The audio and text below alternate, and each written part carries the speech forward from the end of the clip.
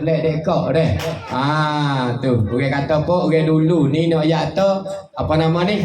Ya tok tua cukup pala. Ya boleh natu baru. Deh. Ni bahari. Deh. Jadi tok tua cukup pala saat ni tu tak ada rambut cukup pala. Pas natu pula dah berakhir kejar.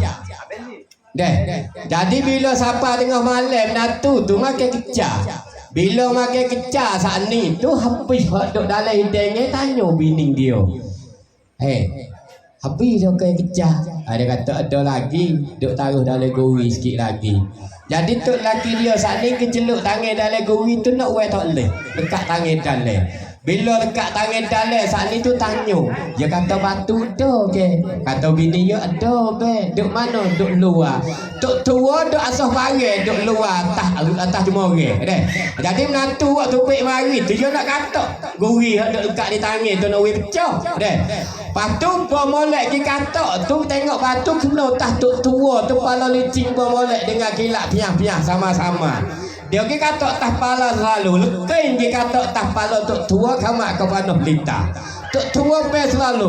Allahu Akbar. Apa kena menantu katak atas kepala tok tua klik dengan gitu tak ada gigi. Tu penyakit orang zaman dulu. Pada zaman ni tak ada dekok maaf kat tudi.